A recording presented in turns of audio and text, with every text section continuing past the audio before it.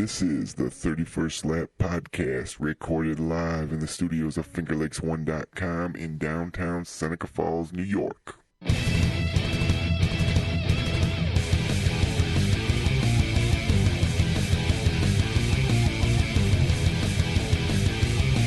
now, your hosts, Rich Post, John Bonas, Mike Mallet, and Chris Marquardt. Good evening and welcome to the 31st Lap. I am Chris Marquardt. Joining me in the studio tonight, the one and only John Bonas. John, thanks for making the trip in. Yo, glad to be here. Once again, you are the only representative of our four-man team to make it. If this was a relay at the Olympics, we would be in trouble. I'm not the only representative. You're here too. Yeah, but I haven't missed. We got a half staff. That sounds weird. Don't go there. Why you gotta make everything dirty? Rich is because that's what I do. Rich is off playing soccer. Mike is off in Knoxville, so it's Knoxville is next week. Sorry, next weekend. He's in Jersey this week for conferences. He's been there all week that's for right. his job. Yep, teaching stuff. Yeah. Yep. So either in any case, he is not here. Right. And it's just us. We're going on without him. We're going to have a big show. We're coming to you live tonight from the lavish FingerLakes1.com studios in downtown Seneca Falls. Thanks again for joining us. We're streaming live on FingerLakes1.com. Follow the links to see the show as it happens. Again, this is the 31st Lap covering all brands of racing in and around the Finger Lakes region. Mike Payne's going to be joining us a little bit later on. John, we're going to be catching up with Betty Sherwood with the Spaulding Foundation for Injured Drivers. We're also going to be catching up with Jamie St. Mary a little bit later on. First, right off the top, just wanted to... Oh, wait. This is just for Mike. Ready for this? What do you got? Somebody online already? No, this is... Oh, Actually, there's sound effects. Yeah, we'll do that just so that Mike, if he's watching at home, can enjoy that. Biggest news right off the top. Denny Decker. We've got some updates coming. Yes, you said that there's an update when I got here on him. Nice move by Penn 5 Mile Point Skyline. They'll have the drivers walk the stands with their helmets to help raise money for the family. Thunder Mountain midweek show was also involved with doing that. Read that about Penn. That's pretty cool. Yeah, and they're generating money to help out. He is able to lift his arm, shook somebody's hand, which is cool. We're getting reports from fans and family and friends that have gone to see him. He was in, and they did a second round of surgery on Monday. A report to repair more stuff that's wrong in his neck. Okay. His spine has straightened back up, which is good. Mm-hmm. His memory's good. He's in a really good mood, which is great news. Yeah. That's not to mislead anything.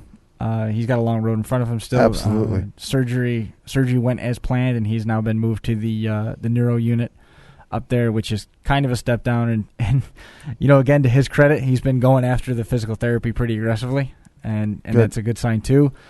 There is some changes going on up there in terms of their situation. These bills are piling up fast. There is a golf tournament that's going to be held in his honor. Going to be at the Belden Hill Golf Course near Port Crane, New York, August 26th at 1:30. It's going to be a shotgun start. It's $60 a person or $240 for a team. Includes the golf cart, fees, food, prizes. It's a great cause. Make sure you get involved with it. You're going to want to get in touch with Luke Miller. I'm going to throw his number out there, 607-221-8045. That's 607-221-8045. Luke Miller, Lukemiller. He's on Facebook, and you can also get a hold of Tim Hayes at 607-237-7768. That's Tim Hayes, Hayes, 607-237-7768. Golf tournament coming together. That's a cool deal. Yeah, that's a really nice gesture on their part to put that on and try and help the family out, because they're in a tough spot. And again, it's one more thing that shows you that all race fans all over the country, or even the world for that matter, we're all one big happy family. When things like that happen, we all kind of pull together and help each other out. So. That's exactly right. That is what it comes down to, and everybody banding together. It's good to see. That family has been through so much the last couple of years with Wade. And then if anybody doesn't know, just to catch you up to speed, Denny Decker is a street stock driver. Right. He went into the first turn, hooked a rut, and the car flipped over on him. At Afton, I-88. At I-88 during the Wade Decker Memorial event, and he barrel rolled the car. The frame basically crushed down around him and suffered some pretty severe head and neck injuries. He was airlifted out. He's been in ICU, but has since been moved out. there's a long road ahead of him, but all signs are optimistic. It doesn't mean anything. Yep. So to say, everything comes with an asterisk, but, right. It's good to know. And for any of the listeners that, like Chris said, may not know, the event that this happened in, as Chris said, was the Wade Decker Memorial, the first annual Wade Decker Memorial. Wade Decker was a family member of Denny Decker, who was killed in a logging accident, a tragic logging accident last year. So this event was put together in his memory, and then of course the whole Decker family worked very hard to put this event on. Right. They were all there in attendance, I'm sure, and it was awful what happened with Denny's crash, and the end result was really a bummer. That's one of the things we're going to get into a little bit later on when we get Betty Sherwood on the air with the Spaulding Foundation, a little bit about what some of these drivers go through and what some of the foundations that are in the area do to help drivers when they do get injured.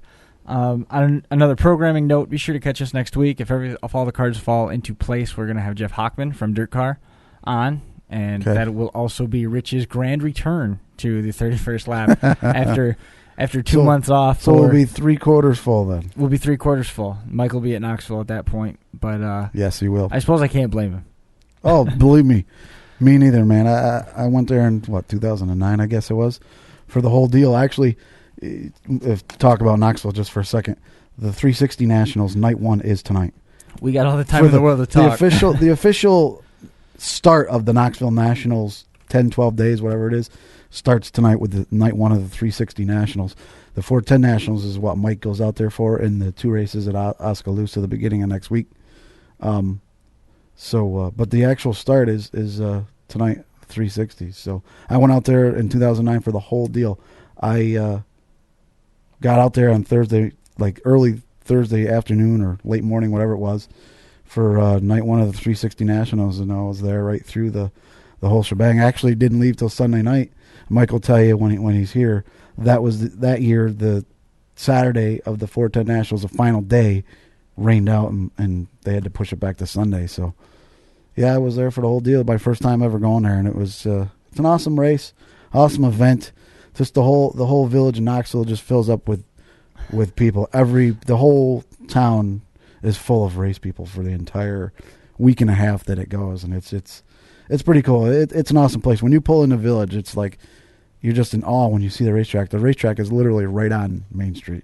It's right on the street. If you're walking down the sidewalk of the street, you're walking next to the turn 1 and 2. Yeah, Lance Young told me it's about crazy. that one time. That it's a good thing the wall's tall, otherwise cars will be crashing out onto the street. Yeah, oh yeah. I mean, I'm sure in numerous instances they've had parts and pieces and wheels and stuff go flying over the fence and end up out into the street, which is amazing. I mean, it's can crazy. you imagine that? It's a sight. Wicked fast. The grandstands look like, when the track first comes into sight, the grandstands are on both sides, front stretch and back stretch, and the real tall aluminum bleachers. It looks like a NASCAR track. It's an awesome place. Anybody that's a dirt track fan, if you haven't had the chance to go there, it's something you definitely have to do one day. What'd you do over there? I was trying to fix this camera.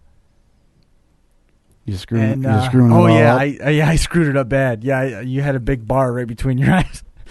But nice. That's okay. That's what happens when we got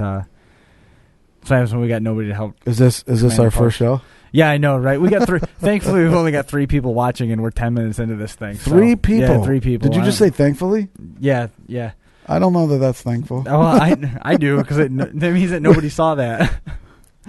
That's not good if we only got 3 listeners. We need more than that. You'll be fine. Stop.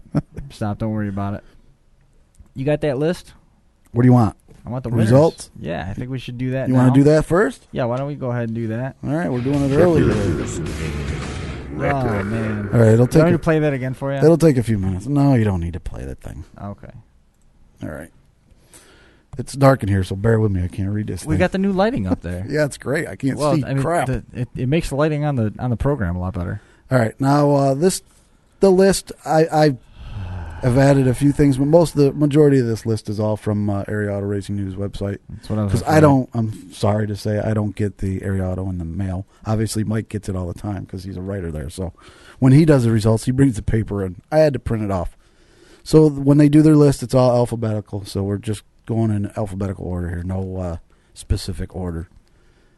Accord Friday night, Andy Bicchetti, surprise, surprise. I think that was his, what'd they say, 10th win or something this season. Airborne on the asphalt, Chris Vernold. Malta, Albany Saratoga Speedway, Kenny Tremont. The All-Star Sprints, they were in Minnesota on Tuesday of last week, Dale Blaney. Thursday, David Gravel won at Red River Co-op Speedway in Manitoba. Jackson, Minnesota, they were there on Friday, Jason Sides. And then Huset's Sunday was Dude, Daniel Lasowski. ARCA was, of course, that was live on Speed at Indianapolis Raceway Park, IRP, whatever they call it now. Frank Kimmel won that race. First one in like 3 or 4 years he's won. 4 years. Yeah. It was a good race. I don't know if you watched it. It was a good show, though. ASCS National Tour. Wednesday last week, they were at Placerville, California. Mason Moore won. Saturday, they were at Hanford, California. Brady Bacon. Santa Maria, California on Sunday. Brad Loyette won his first National Tour win. Brewerton Friday night. Billy Decker. I went to that show Friday night. My first show going to Brewerton this year, and it was a good show. Billy come from fairly deep in the field, and Larry was leading and got turned around there in 3 and 4 and kind of handed the lead to Billy, and the last couple laps was right near the end of the race. But it was a good show. Brockville, Jonathan Ferguson. Can-Am was my favorite name, Chris Rabe. Cornwall, Gage Morin. Devil's Bowl, Vince Quinville. The Super Dirt Car Series Granby was rained out last week. And then Drummondville Tuesday, Matt Shepard won. Saturday at Drummond, 50-lapper, Jan Boussier won. 5 Mile Point, Fonda rained out, so 5 Mile Point, Stewie made the haul and ended up starting like last or something. There was a big controversy. He didn't qualify for a race. I don't know. I didn't get caught up in the whole controversy. I didn't read about it. All I know is he started like last or near the end and won the race, and everybody was pissed off. Oh, well, too bad. Life goes on. Formula One, they were in Hungary. Lewis Hamilton. Fulton, Ryan Phelps. He's had a good year. He's won a few races this year. Glen Ridge, Jeremy Wilder. 2nd straight week in a row. 3rd win of the year. Good run for Jeremy. Granby, their regular, as I said, the Super Dirt Series show was rained out, rescheduled for September. Their regular Friday night show was another 50-lapper. Francois Bernier won the race.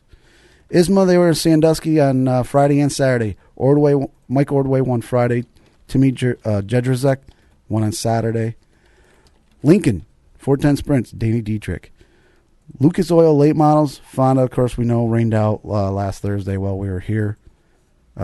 Hagerstown on Saturday, The Real Deal, Don O'Neill won. Merrittville on Saturday, Todd Gordon. Mohawk International was Billy Dunn. On a NASCAR, Indy, Brickyard 400, Jimmy Johnson, yay.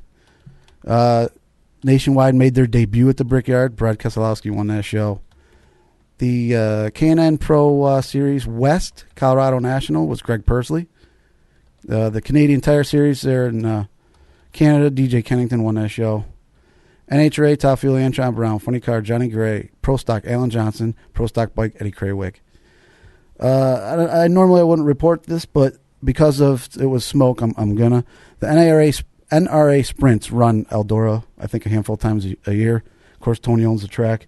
He won the show last week.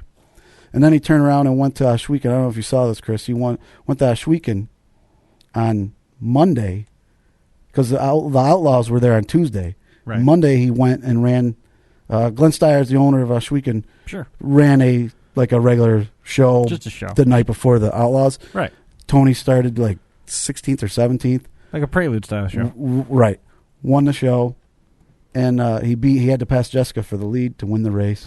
Glenn Steyer's actually got it right at the end and finished 2nd. Jessica finished 3rd. And then the next night the Outlaws were there and Tony won again. So he's been on a roll with the sprint car thing lately. He's starting to get the wing sprint car thing down. It took him a little while compared to some other things that he's run on a dirt track, but he's got the hang of it now. He's going pretty good. Path Valley, they had a 410 special on Sunday. Cole Duncan won. Patriot Sprints at Ransomville Friday, Chuck Hebing. Penn Can Friday night, Kevin Hartnett. Port Royal 410 Sprint Saturday, Greg Hodnett. Power Eye Midgets. They were in Kansas on Friday, Scott Hatton.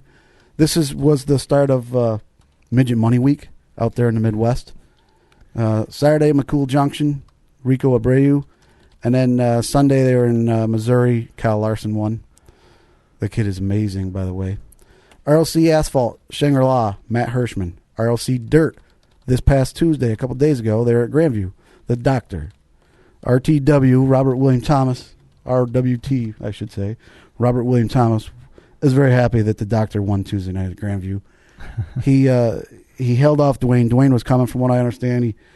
He had trouble. He didn't qualify. Dwayne. They had to throw him in with a provisional. Dwayne Howard, of course. Started 26th and finished second. I guess he was coming. I mean, he just run on time. Those races are only 60 laps. So, but I guess the show was great. Only 60 laps. Hey, they're not 100 like most of the Super Dirt Series races are. So true. They're much shorter. Ransomville Friday night. The Doctor, Danny Johnson. So he's had a decent week here. Sealands Grove 358 sprints. 2 shows, Colby Womer and Pat Cannon. Dave Zona won the late models. Shangri-La 2, Jimmy Zacharias. Spencer Speedway, that's in this neck of the woods. Tony Hanbury won the mods. And we got USAC, Silver Crown. They were also at IRP there in Indy. Bobby Santos won the Silver Crown race. The midget portion in IRP was Tracy Hines. We had him on a few weeks back. USAC was also on Saturday. They had a race at Eldora, the 50th anniversary race. It was a special show, paid $10,500 to win. And Double D, the people's champ, Dave Darlin. USAC CRA out in Paris, California, Mike Spencer. Any report on Paul Habeck from up at Ransomville, by the way? He broke his arm pretty bad. Oh, really? Yeah. Did not even know that. So, do I have a report now? Next time, just next time, just say nothing to report, because otherwise it makes us look silly. Maybe you should ask somebody else in listening land. Maybe I'll ask one of the. I'll ask one of the 3 people that are watching. Well, if Kimmy's listening, she goes to Canada. I should say Sunny. She goes to Canandaigua every Saturday. She knows everybody. She's there. the one that asked. Oh, figures. Well, so much for that. Sorry, I can't help you. Where were we? Utica Rome Sunday. Pat Ward won. Williams Grove Friday night. 410s, Greg Hodnett. 358s was Mark Smith. Woodall, Billy Van Pelt. World of Outlaw Sprints. Friday, they were at Granby. Quebec, Sammy Swindell. Saturday, they went to Drummondville, Joey Saldana. Sunday, they went to Cornwall. I believe that was their first ever visit at Cornwall, and Donnie Schatz won. And as I said, on Tuesday, Ashweek, Tony Stewart won the World of Outlaw Sprint race. And I think that's about it. You got anything else? Well, yeah. What do you got? I got one. Todd Elman picked up the win up in Dunkirk Sunday night. Who? Todd Elman. One of the biggest names in Western New York Derby stuff. He drove around back. He ended up getting a win over his brother. You getting any kind of reaction out of the 3 listeners? Not for that. No. They're gonna. Oh, I got one. What'd they say? Who the hell is that? Nope. They said your life is sad. Thank you for that. That was nice. Your life is sad. That's awesome. Thanks for that. Oh, I hope they were talking to you. Oh yeah. I don't doubt it. I mean, why would they say that your life is sad? I don't know. See, exactly. Most people think I have it made. Well, I can't argue with that. I can. Yeah. How so? My wallet begs to differ. How's your website and everything coming? That'll up and running. Actually, I finally, a couple weeks ago, I told you before that we finally got access back into the website so I could actually update it, and pretty much all caught up. The middle to the end of July there was like a ton of races in a row. So I didn't update the site until the last 2 days, and I finished it up today. So all the standings are up to date. I have them with me, and those of you who may be listening and want to go look at the website, www.dickdragonmotorsports.com, go check out the Fantasy League standings. They are up to date as of today. What happened? What? All the standings are the same. You didn't have any races. I'm not getting you in my headset. What happened? Did you mute yourself? Yeah, I muted myself for a second Nice. because I had to dial the phone. Nice call. Who's leading that now? Actually, Sandman is leading. I am not leading anymore. As of today, I'm not leading. As of today, because you caught up on your work. I have dropped to second. I have them here. Usually we do them later, but if you want to do them now, no, we'll get to them later on. Okay. I just wondered who was leading. Before we do that, we got Betty Sherwood from the Spaulding Foundation for Injured Drivers joining us on the 31st lap. Betty, welcome to the show. Thank you very much. Well, I just wanted to first, ask how busy you guys have been and how active the Spalding Foundation has been, if at all, with the situation with Denny Decker, and if you know anything more about how he's been doing. No, I really don't know anything more along those lines. I do know that the foundation has sent out a contribution to him, and we hope that helps him in some way.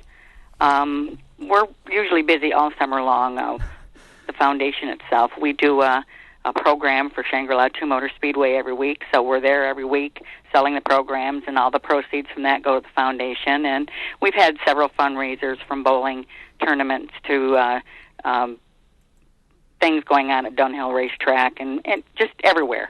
We're really busy, and our next thing is the Challenge the Champions go-kart challenge in Watkins Glen next week.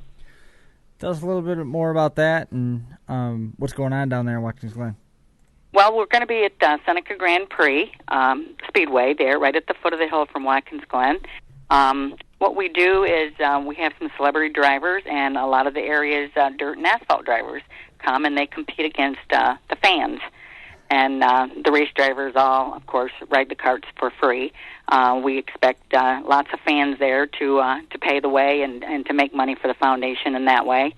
We're also going to have a silent auction with lots of things going on there, and a Chinese auction, and 50/50s, and there's just a lot going on right there at Seneca Grand Prix on that night.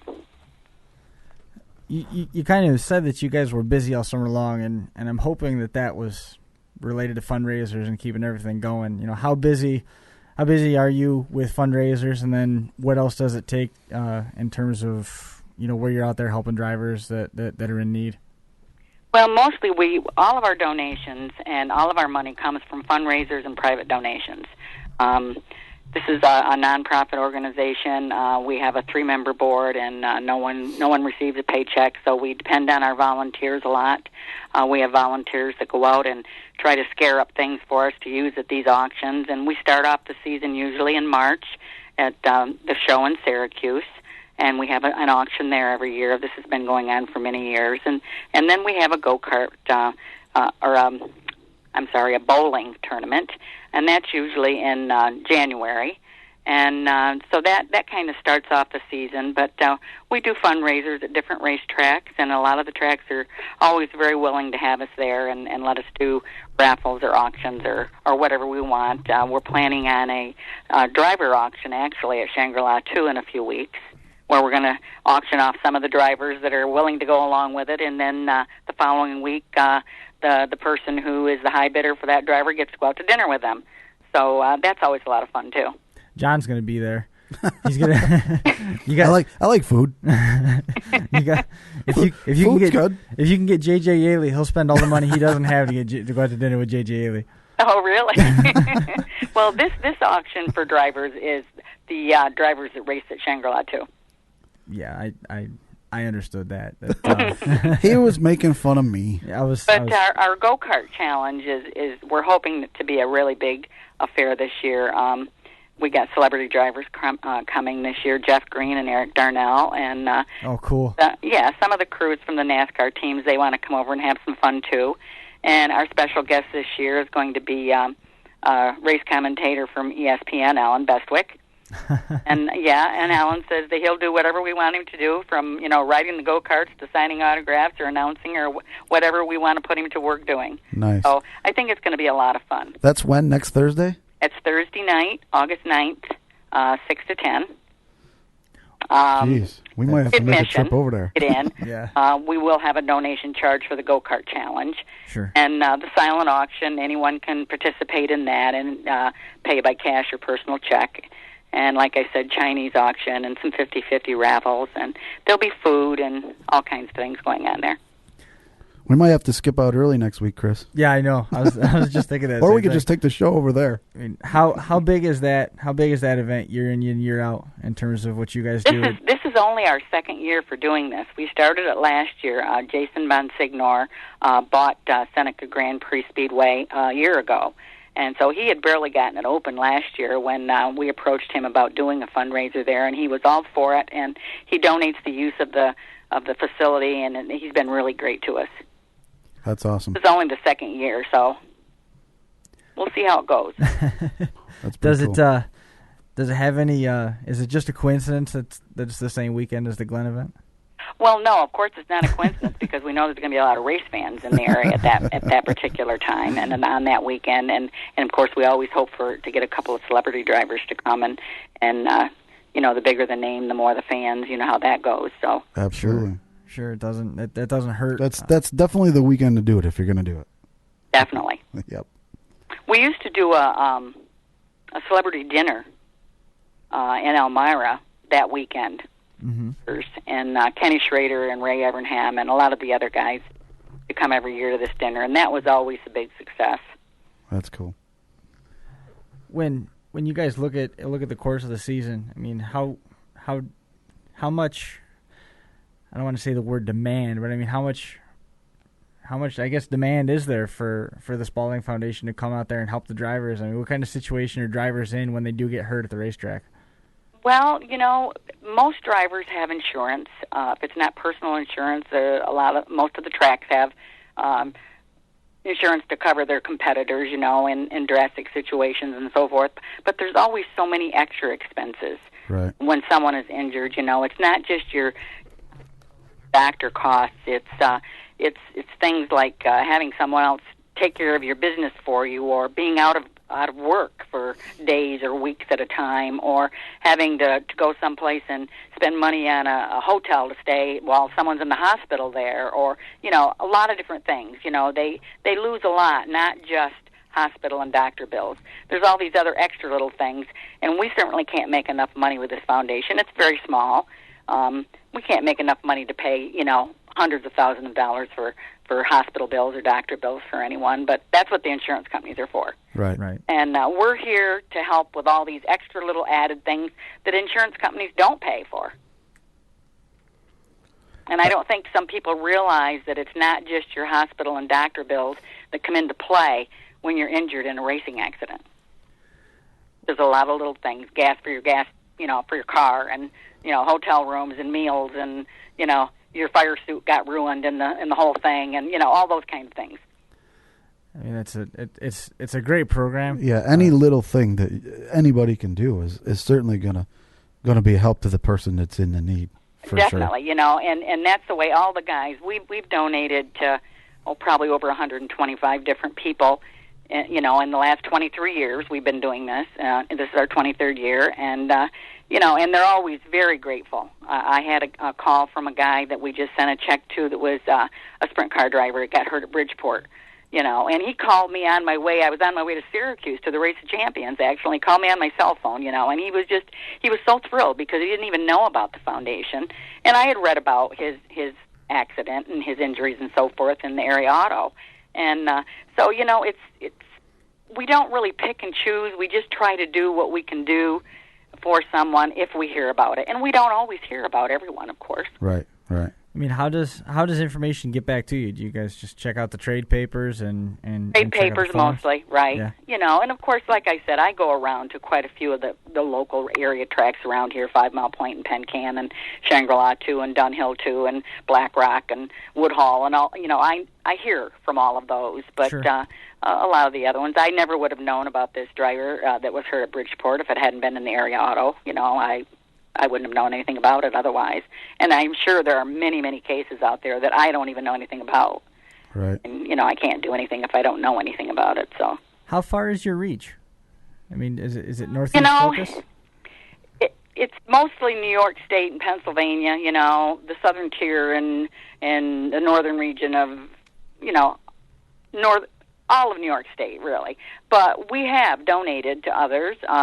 Like I just mentioned to you before, Ray Evernham has always been such a supporter of the foundation for years, and he has a team, a sprint car team or something of some kind or another now, and one of his crewmen were injured here a couple of years back, and I read about it in the paper. Well, a lot of these guys that work on these crews, even the bigger team crews, they don't get paychecks, and they're doing it because they love it, and they do it as volunteers. And, when they get hurt and they're out of a job, they're just as much out of a job as a driver is. So we not only donate to drivers, but we donate to crewmen and racing officials that are injured in a race-related incident. That's the basis of the whole foundation. That's awesome. That's an awesome thing you guys are doing. How did it all get started? Well, Rod Spaulding, who it's named after. Rod is from Troy, Pennsylvania, and in 1988 he was seriously injured in a racing incident at Rougemont, North Carolina. He was driving NASCAR modified, and he was. They didn't even know if he was going to live or not. He did live, thank God. He's still with us, and he comes to a lot of our events, and he really enjoys coming to them. So that's how it began. We had a fundraiser for Rod when he was injured, and then the next year we formed the Spalding Foundation for injured drivers. That's cool. Yeah, I mean it started the same way that it means to help everybody, Yeah. Mm-hmm. Absolutely. Yes, it started for the same reason that it's still going. That's cool. You guys know anything about the golf tournament that's coming together down in Port Crane? No, I don't. I saw something about that, but I really don't know exactly what that's all about. It's Belden Hill Golf Course in Port Crane, August 26th at 1:30. It's $60 a person, $240 for a team, and that's going to be held as a benefit for Denny. Mm-hmm. So that's cool that they're getting together. There's some information up on Dirt Track Digest, and we're going to get that stuff up on our WordPress and Facebook pages so that everybody knows about it. And if people want more information about the Spalding Foundation, that's spaldingfoundation.org. That's pay, right? Yes, www.spaldingfoundation.org. Mm-hmm. Perfect. Hey. Cool. I'm pretty sure that we met over at Black Rock years ago. We may have. I've done things before at Black Rock. Mm-hmm. In fact, I'm going up there tomorrow night because Black Rock and Shangri-La 2 are the two sponsors for this Challenge the Champions go-kart event. Nice. The go-kart event, man. I'm bummed out that we go on Thursdays because I don't really want to go up there. That's too bad. we might have to pick up all the equipment. And move. We'll get the mobile rig together and see if we can't get up there. Come on over. We'd love to have you. We'll have to kind of explore some options on that. I'd like to find a way to, because Rich is going to be back next week. Yeah, and Mike won't be here to bitch about not doing it. Right, and he won't be here to do that. Rich about it. Rich and John both love food, and you said there's food there, so I can't imagine they're going to pass. Grand Prix has a kitchen or whatever and has food. Now you guys know Daryl Barrett, right? Oh yeah. Well, Daryl's going to be there. He's gonna race. Oh, cool. The drivers, and so he usually brings a bunch of people with him, and we get some money out of them. Like I said, the drivers don't pay to drive the carts, but anybody who wants to challenge them or compete against them, will make a donation. So I think that's great. Cool. I don't know Daryl personally, and I don't think I've met him, but I do know him by name because he's on Dirt Track Digest all the time. Mm-hmm. Yeah, he's posted several times to the 31st Live Facebook page as well, John. Has he? Oh yeah. Yep. Rich knows him. Rich knows him pretty well. I've met him in the past too. Yeah, I don't think I've met him, but run down that list of drivers and stars in addition to Alan Bestwick that's going to be over there at that charity event. Jeff Green and Eric Darnell are confirmed right at the moment. We're hoping maybe a couple more confirmations after Pocono this weekend, but I haven't heard yet. So right now it's Jeff Green, Eric Darnell, and some of the crews from some of the NASCAR teams. They want to come over and have some fun, and Alan Bestwick. And then we've got local area drivers that are going to be there too. Some from Daryl from Canandaigua, and some guys from Shangri-La too, and some from Dunhill, and some from Black Rock, and different tracks. Any driver that would like to come over and have fun with this and help us out and bring some fans and family with them and so forth. All they've got to do is get a hold of me, give me a call, and we'll put them on the driver roster list, and they can come and enjoy the thing too. You hear that, everybody? Get out there. Go support it. Yes, absolutely. So just get a hold of me, at this phone number, or Spalding Foundation. It's Sulphur Springs Road in Owego, 607-687-2991, spaldingfoundation.org, SPALDING foundation.org. We really appreciate you coming on the 31st lap. Is there anybody else that you want to mention that helps keep the Spalding Foundation going? Well, my two girls that help me on the board of directors, of course, are Pam Olinsky, and I'm sure you've heard the name Olinsky from racing in the past. No doubt. Pam Olinsky and Diane Crooker. Well, we wanted to make sure we say a big thank you to them, and we sure wish you the best with that Challenge of Champions charity event at the Seneca Grand Prix go-kart track. Yeah, thanks for everything that you do. You guys are doing a great thing. Keep it up. Well, you're welcome. Thank you very much for having us on. Thanks a ton. No problem. Bye-bye. Bye now. That was pretty cool. Yeah. That would be a fun trip, wouldn't it? I dare say that would be a fun show. I know. That would be something. That would be a fun show. I don't know how we'd ever put it together. Well, with only a week notice, and then with the whole thing, I'm assuming Saturday is still a go too. Yeah, so we're talking about going down to, because that's only 2 days later. So yeah, I don't know. It'd be tough. I know. I would love to do it though. I mean, we got to make sure that we mention that. We'll get some of the information about the Challenge of Champions up on the WordPress page if everybody wants it. We'll also get the information about that golf event coming up as a benefit for Denny Decker at blanking on the name of the golf course. Belden Hill Golf Course near Port Crane. We'll get the information up on that, and I'll make sure that I go back in and correct the spelling of Spalding Foundation too. Whoops. I guess we got Mike Payne is on deck next. Nice. So we can settle the controversy and who the hell owns what car. Find out who owns what, where, and how. Jesus, and all that stuff. It's like the major topic on Dirt Track Digest right now. Like, who owns what car? So we'll have to have him clarify the whole deal. In addition to that charity race coming up next Thursday, we got a number of races coming up here on the schedule that are going to be plenty entertaining. You alluded to a couple of them just a few minutes ago. I just blanked there. The St. Amand event at Merrittville. I can smell the rubber burning. Yeah, St. Amand event, 100 lapper up at Merrittville. That's coming up, and Matt Shepard. Super Dirt Series race. Yeah, Big 2009, 2010, 2011. He won all those, so he's looking to do 4 in a row when they make the trip up there next week. After that race, they head to Michigan on Tuesday. Yes, that should be a fun one. I would love to go to that show myself. I don't know though, man. It's a long drive. You got nothing but time, right? That's right. Nothing long but time. Drive. Who cares? What are you worried about, right? Knoxville's farther than that. So where would you rather be? Would you rather be going to New Berlin Speedway in Michigan, or would you rather be going to Knoxville? It's I-96. I'm sorry, I-96. It's Odessa. Yep. Well, I would rather be in Knoxville. Are you kidding? Well, it's a fair question. But I would love to go to this race because it'd be a new track for me. And anytime I get to see our modifieds at a track that they've never been, I think it's awesome. I like that. I know most people don't like the idea. That a lot of the drivers don't like the idea of going out there. I understand it's costly. It's a drive. I get that.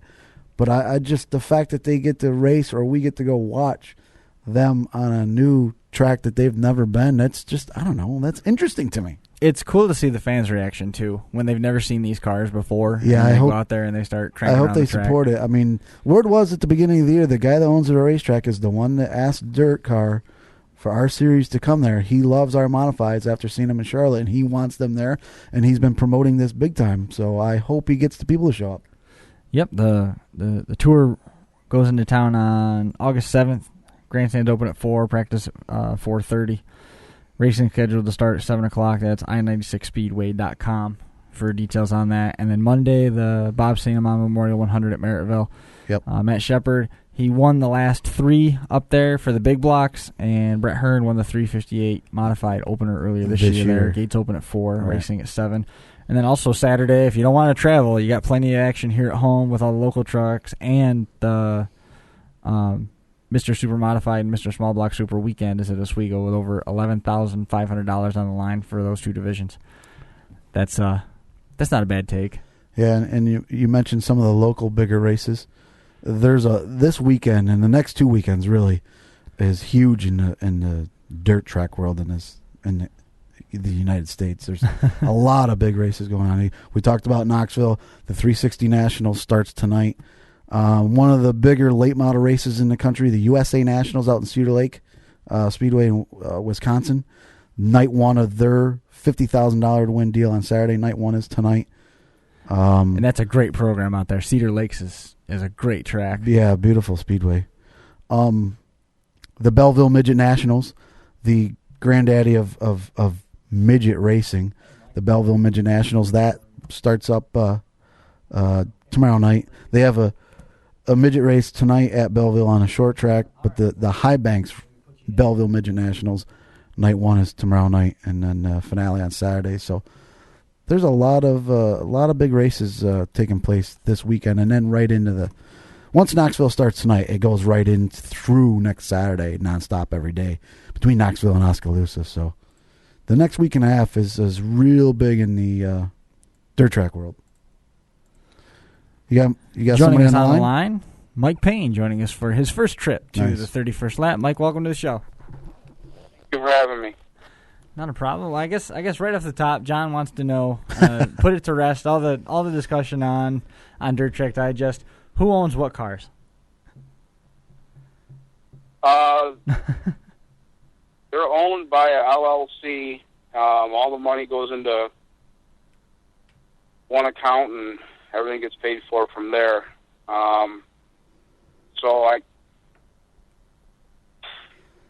You know what I mean? I own a couple of them. The LLC owns one or two of them, so it's hard to say. Well, the discussion is between your name and Doug Doolin with the 7Z and the 27J. Like, I guess that was kind of his question. Which ones are which?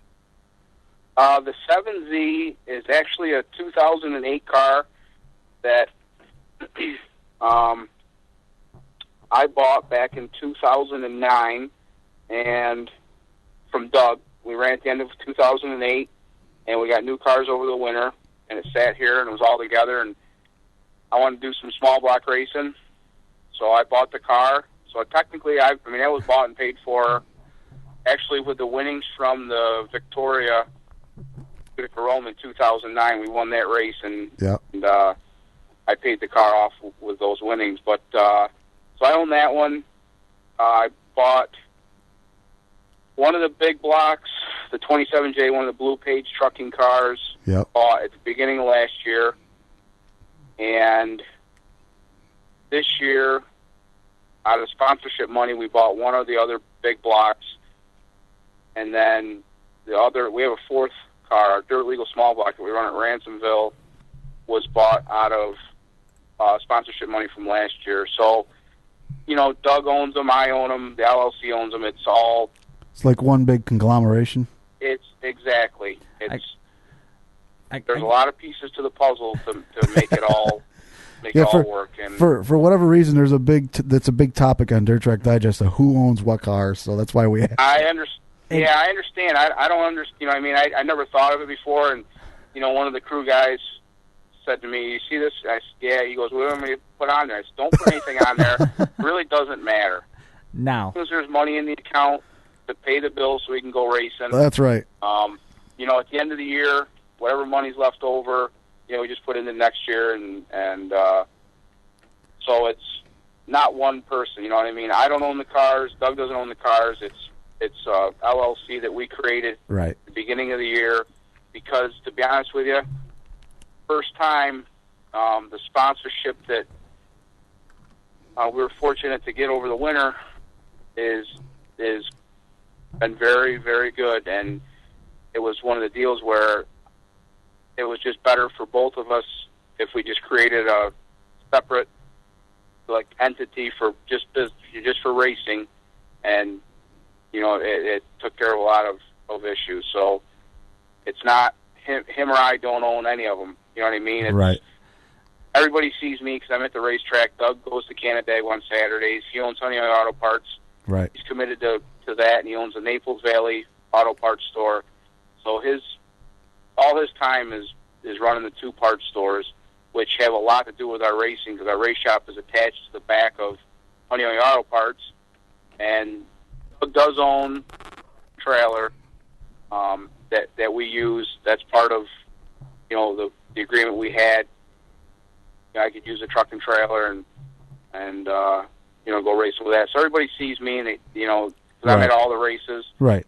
And I get all the limelight. But there's so many people behind the scenes that go to a lot of races that people just don't know, don't ever get to see, don't ever get to meet, and it's too bad, but it's just how it is. Well, I'm glad we settled that. Well, now that we got that part out of the way, how great of a season are you guys having? Yeah.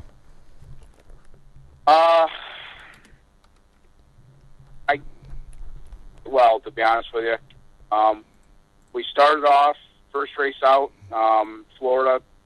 We won opening night there in Florida, which was great for Page Trucking. Their first race, and it meant a lot to them. To be in Florida and open the season with a win.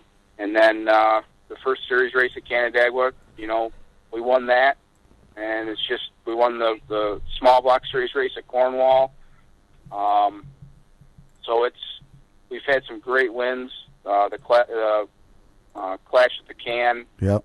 That Brett Dale promoted there. That was the biggest paying event they've ever had, and we were fortunate to win that. So we've won a lot of great races and a lot of good paying races.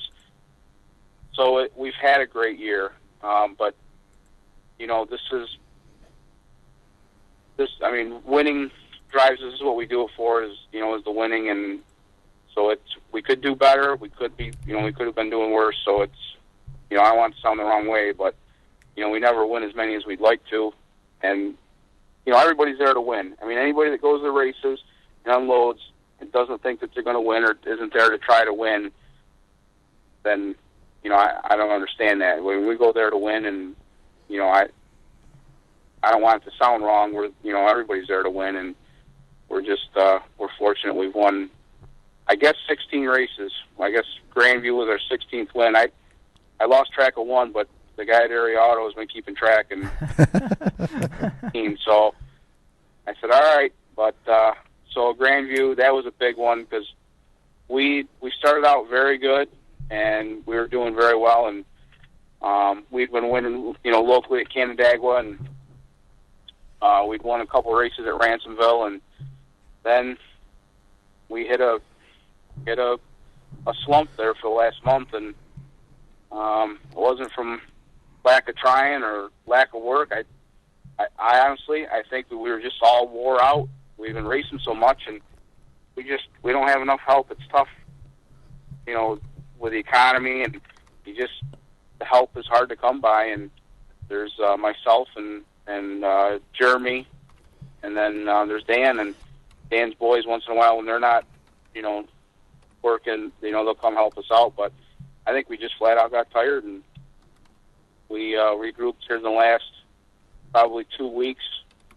Fortunately, some guys up in the Ransomville area, Dave Botsford and Jammer, came down and really been helping out at the shop, and that's where we needed help, was at the shop. And they got us caught up and got us cars back together, and the last week and a half, the results have shown, the hard work and the extra help that we were fortunate to get. And, we won Ransomville last Friday, and we won Grandview, but it's just we're prepared again. And so it's, like I said, it wasn't from the lack of trying. We just flat out wore out. I could see how that would happen, or how that could happen, especially this year compared to, most years. Because this year, let's face it, we, up until now in the last week or so, we've had no rain this summer. So you guys are racing. A racer wants to race every day, but as crew members go and things like you're saying, you got to get tired when it's day after day. If you don't ever get a break if you don't have a rain out here and there. Correct. Yeah, when there's days that, there's Saturdays. I love going to Canada. It's close to home, and it's, you hate for a rain out, but right. Sometimes you need the time off, and it's, you're right. There has not been, at the beginning of the year, there might have been one one or two, but that Right. was it. And the weekly racing is just as intense as series racing, and it's been very tough because there hasn't been any rainouts. You're right. Yeah, it's got to take its toll after a while. When you mentioned being tired, and I got to thinking about it, I was like, geez, I could see where that would happen if you. Sure. Normally, if you get 10 rainouts in a year throughout your schedule, that's days that you get a break and you can kind of take a breather and what have you. But this year, we just haven't had that. Right, and you know what? We've had a couple rainouts in the last week and a half. We rained out at Granby. Right. But we were already at the track. You were already out there, yeah. 7 hours, so it's like, well, there's no shop work getting done, and we stayed over for Drummondville, and then New Egypt last Saturday we got within 2 hours, and they canceled. So it's like you turn around, it's a 4-hour drive home. So by the time you get home, you get no shop work done. There's no rest. The rainouts we've had, we were already on the road, so right. It didn't benefit us, other than not racing the car, requiring the maintenance and the cleanup and right.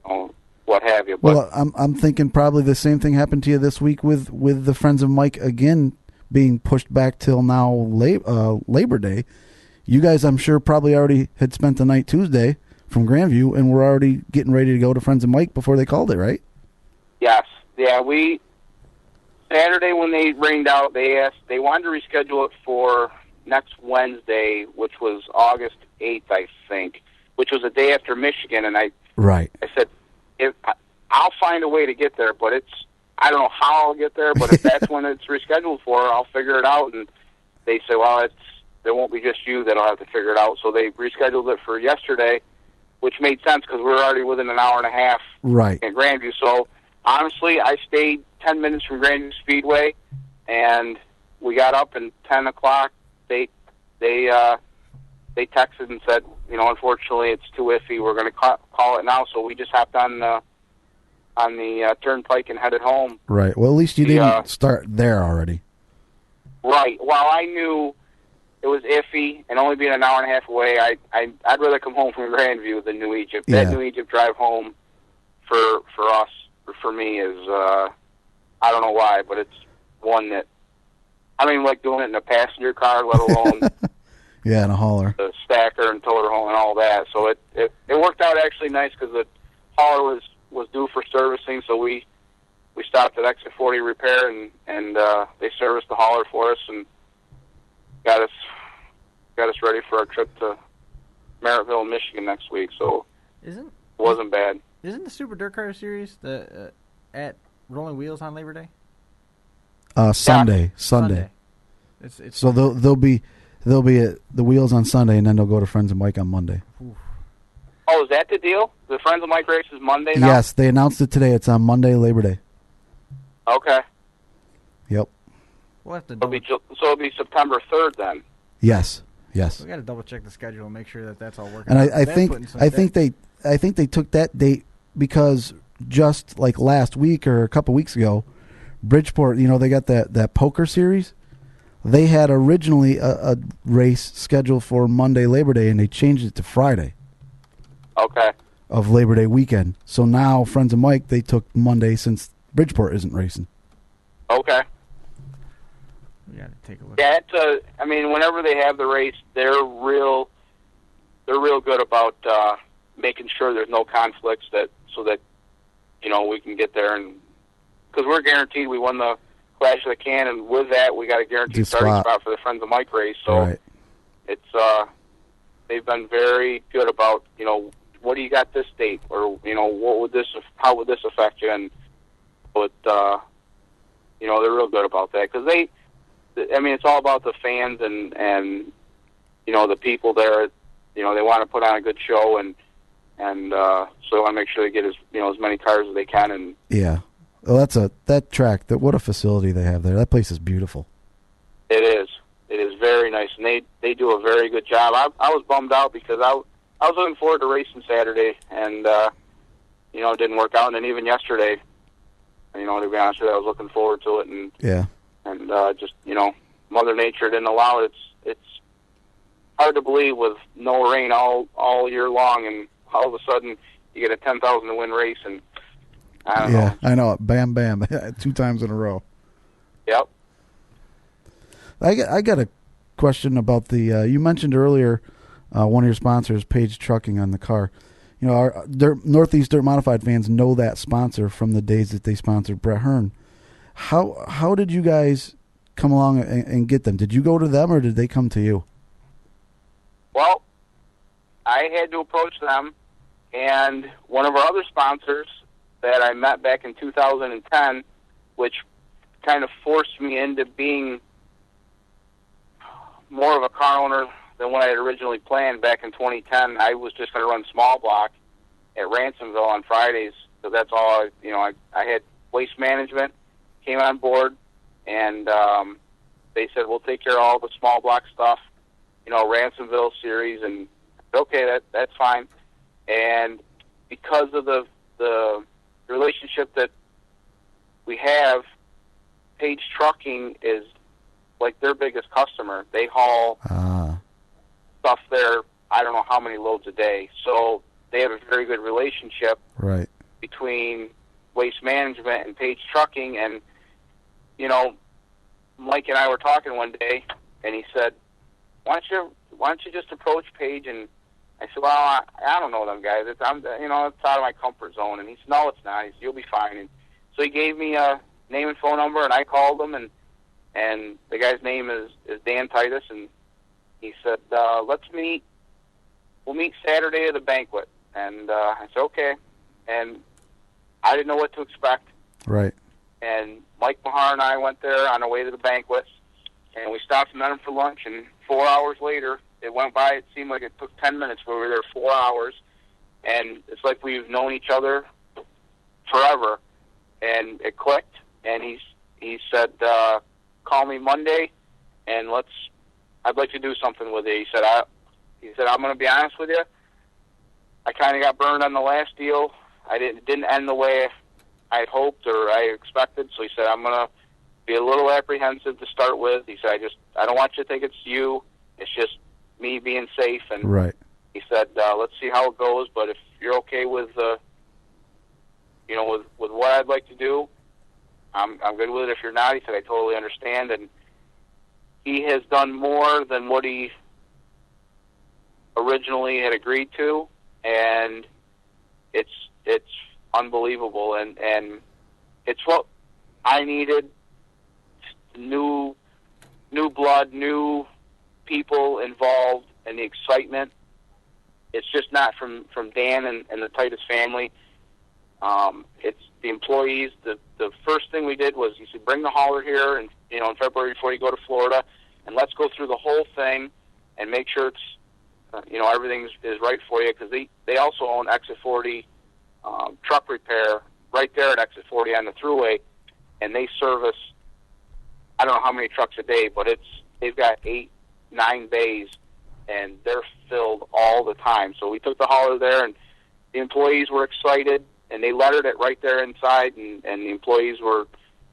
There's some Pat Ward fans. They were writing on the in the chrome on the trailer, Pat Ward #1, or goof around. So the excitement was there, and little rivalries were back, and that's what Dan wanted, is people to get excited about racing again. And with them being close to Rolling Wheels, he sponsored the first series race that we were at. I think it was Memorial Day weekend, and he brought 100 or plus people, and they were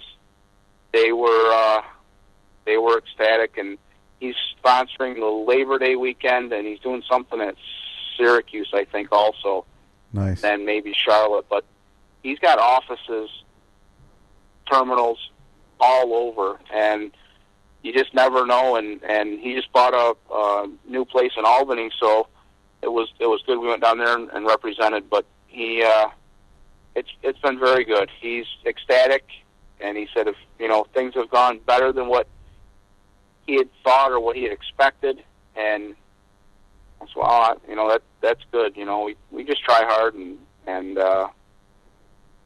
fortunately with text messaging it works very well, because I can keep them up to date at 10:30, 11 o'clock at night. Yeah, and you're not bothering anybody. That's right. So he's, like I said, he's ecstatic, and it's been great for the team, and it's what's put us to the level we've needed to be at, financially, and be able to do the things we need to do, and so it's been a blessing. Well, that's awesome. I'm glad that worked out for you. I was curious, and I asked it because you touched on it a little bit. I thought I remembered back when Brett had them that ended not so well. So. Yeah, I don't know the whole deal of it. I did ask so that I made sure I didn't do the same thing, because I didn't know what had happened, and right. It was all over. He has, the only requirements he has is he wants the quarter panel at Rolling Wheels, at Syracuse, Charlotte, and Florida was his deal. That's all he wanted to be the main sponsor for those events. Right. Anywhere else, you could put him anywhere else on the car. He didn't care. And when he got to Syracuse in 2007, I think it was. I don't know the exact year. I could be wrong, but right. I think it was 2007. When he got to Syracuse, he wasn't the main sponsor anymore, and I guess he had a tent, and he had a bunch of customers and owner-operators and a bunch of people come there, and it just... Wow, that's not good. Make him look... I guess it wasn't good. So right. It ended right there, and it didn't end well, and it's I'm going to be honest with you, it's very shocking, because the driver that he was sponsoring, you wouldn't think right you would ever run into that. But no, not at all. Unfortunately, it happened, and I mean, the reason, he understood the reason why, but still that wasn't how he wanted to do business. So it just ended, and he had a bad taste in his mouth. He loves racing. I mean, he absolutely loves racing. His kids love racing. I mean, I don't know how many kids he's actually, he owns 4 microds, and he races them indoors and in the wintertime, and yeah. He has kids race them, different kids, his kids, other people's kids, and he just loves racing, and that's awesome. It's yeah, he was bummed out, and now he's excited again, and that's good. He's already talking 3 years down the road, so wow. It's yeah, and that's what he said. At first we didn't know how it was going to work out, and he's already talking, like I said, 3 years down the road. So that's good. I'm glad it's keeps working us out. going. Yeah, absolutely. What motors are you running now? What's at Canandaigua? What's on the tour? I'm sorry? What motors are you guys running now? I lost track. Right now, I still have Aston Engineering motors in the car. I'm waiting on my new Morrison big block, and right now, as we speak, he's assembling it. So supposed to have it. I don't know if I'll have it for Saturday, but I'm supposed to have it for next week. And then my dirt legal small block we run at Ransomville is a Morrison motor that actually we bought from Lisa Maroney. She helped us for the series race, the Battle of the Border, because we've been running Randy Chrysler's car there weekly, and he wanted to race, and it was waste management night, and he wanted us to put waste management on the car, and he wanted to race, so we bought a motor from Lisa Maroney, which is a Morrison motor, and that's in the dirt legal. The ROC is a Maston Engineering small block, and then the other big block car, there is no motor in it. That's waiting on the new Morrison. So this year, I've always done my own motor work at Maston's. He's about 10 minutes from the race shop, and he does it at night, basically for fun or, for make a little extra money, and he's always been treated me like family, and this year I just haven't had the time to go there, and he said, I understand. He said, I don't have time to just work on your stuff with other customer stuff, and I said, well, Pat Morrison's said he could take us on as a new customer if you're okay with that, and he said, I'm fine with that. He said, whatever he needs, just have him call me, because Pat, there's some stuff Pat, doesn't do, and so what he doesn't do, he's sent to Maston. Maston's done, and then it's worked out, to be honest with you, very well. I couldn't ask for anything more. The two of them knew each other from years ago, drag racing, and they've been great. They both worked very well, and like I said, Mike got me to where I am, and he's kept me racing for a long time, and there's nothing. I have no issues with Mike, and it was just a timing issue, and as much racing as we're doing, I just don't have time to go do it, and with him doing it part-time, he said, I don't really have the time, by myself to do it. So Pat was nice enough to help us out with assembly and disassembly and freshening and stuff like that. So it took that burden off of me, and, I could focus on the cars here at the shop.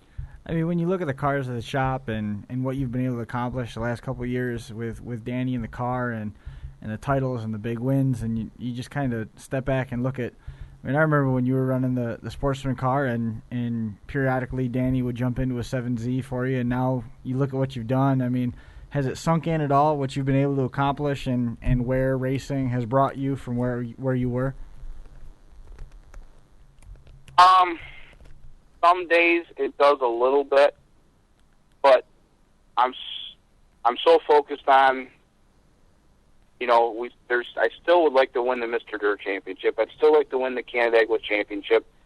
That's what Doug's wanted. Doug's tried for a long time, and, he's been close, and I told him before I retired or before, he got out of racing that I'd get him one, and that's my goal. So for me to focus on it or think about it right now, I some days it does because, guys ask you this question, so then you start thinking about it, and that's the only time. I don't really think about it.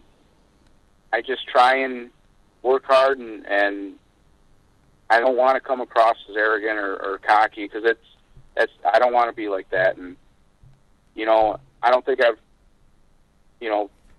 accomplished everything that that we wanted to, and I've been very fortunate. I mean, Danny is a great driver, and we had great drivers before. I mean, Gary, there's nothing wrong. He can get the job done. It came down to sponsorship money, and and sponsorships that I had,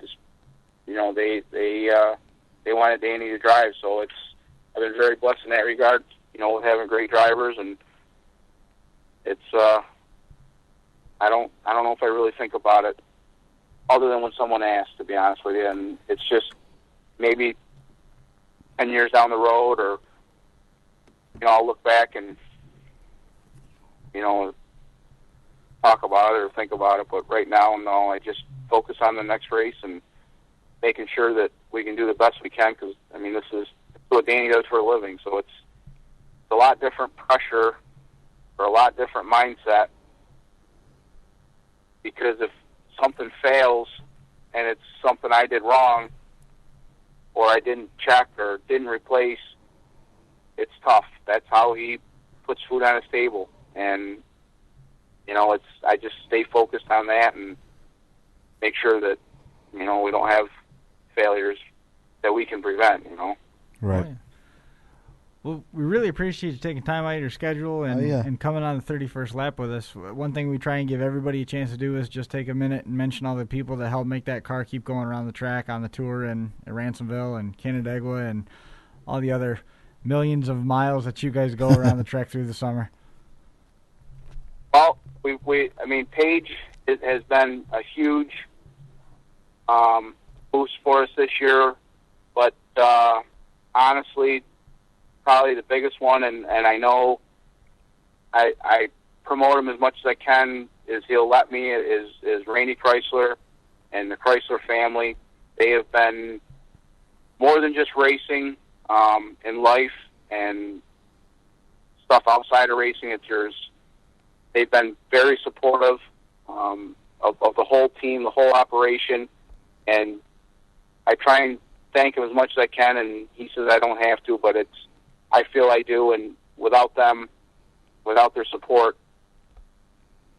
when we get down or when I start questioning myself, I'll call Randy, and no matter what he's doing, he stops and he takes the time to,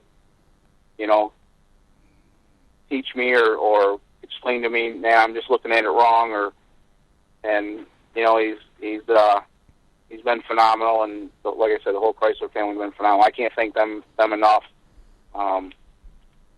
And Doug Doolin, Honeywell Auto Parts, he is a huge support for the whole deal, and he loves racing. Lacrosse Express, which is a lacrosse store that the Chrysler family owns there in Tonawanda, right on Randy's Smoke Shop. Exit 40 Truck Repair, Waste Management, Reknown Racing Products, Bulldog Rear Ends at DMI. Keith Brightville has been phenomenal, making sure that we don't have any failures, with rear gears. Mike Maston, Pat Morrison, Morrison Performance, Philistine Shocks. Bill Pink Carburetors came on this year. He's been phenomenal. Traction Grabber, which is actually a company that Danny started and holds the patents for grinding disc for the tires, and that's doing very well. So we got to thank them. And then the guys that work on the car: Jeremy, JJ, Matt, Booney, them guys, Dave Botsford and Jammer from Ransomville. They come down here on Saturdays and they go to Ransomville and help us. So it's, there's a lot, like I said at the beginning, there's a lot of pieces to the puzzle that's what I look at. When you ask me, do I step back and look at the accomplishments? No, I look at the pieces of the puzzle, and I'm amazed at how many pieces there are to make the whole puzzle here and make it go and make us, get to the racetrack and be able to win races, because it's phenomenal, to be honest with you. That's what I really look at and blows my mind. But like I said, we're very fortunate. That's awesome. I've got one more thing before we let you go. You had mentioned the Mr. Dirt title, that you guys, the team, you guys want that really bad. If it comes down to where you've got a mathematical shot, come Labor Day, Sunday Labor Day, will he be at Rolling Wheels instead of Cornwall? Oh, we'll be at Rolling Wheels regardless whether we have a shot or not. Okay, because I know last year you went to Cornwall. Yeah, that's Page Trucking. They sponsor that, so we'll be. Our mathematical shot it's a mathematical shot. We have a much steeper hill to climb this year to achieve that. Well, yeah, after missing that race, that put a damper on things, yeah, I'm sure. That hurt, because at the time we were leading all three series. We were leading small block, big block, and ROC, and that was the goal at the beginning of the year. I didn't look at the schedules good enough or close enough to realize that there was more than one conflict on the small block schedule. Right. And we'd won the small block title for the last 2 years, so we were going to go for 3 in a row, and we wanted to win, the big block, and right. There's too many conflicts. So the small block title is going to be, if we win that, it would take a miracle, because there would have to be a rain out at Cornwall the same day as right. Wales, or vice versa. Right. And then it'd also have to be a rain out at Canandaigua or Accord, because they scheduled a ROC race against a small block series race. Yeah. And then also, I don't know what, the 76er at Grandview, it's $50,000 to win. You'd have to skip Mohawk to do that. Right. And we were on the fence about doing it, and it's $50,000 to win. It's one day. Yeah. And then the other night we won Grandview. I'm sure that's making it harder. Well, in Victory Lane, Kenny Rogers announced that he was giving us a guaranteed starting spot for the 76er. Really? Yep. That? I didn't know that. That cinched that's the deal breaker. I mean, that made it easy to know we're going there. So whatever happens to Mohawk, however, whatever they do, with scheduling or whatever, they're trying to work stuff out, or whatever works out, we'll be at Grandview. I mean, unless it rains out, but that's the plan. Is we're going to Grandview. Morrison is he's working on a brand new motor, and he's got to get the inspector up here to seal it, because they have a good deal at Grandview for it's not much money. The tech inspector will come to the motor builders, inspect the motor while it's half apart, and then make sure it's legal, and then he'll seal it, and then you got to put the intake on. He puts the seal on it while he's right there, and so when you get to the races, you know what I mean, they know that it's already been sealed. And they've got some, I don't know what the seals have inside them, but it's some sophisticated high-dollar seal that they scan, and they know that it's not tampered with. Right. So it's a good deal. So will it be an alcohol motor? What's that? Will it be an alcohol motor? Well, you can run gas or alcohol, but with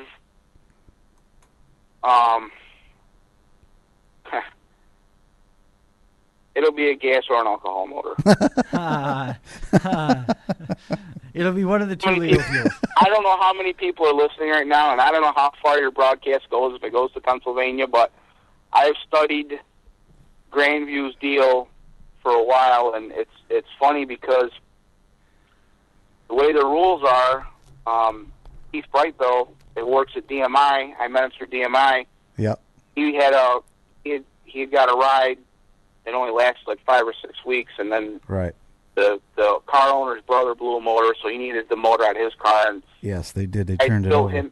I built him some shocks, and I was helping him with some stuff, setup wise and whatever, some stuff we learned and what have you. And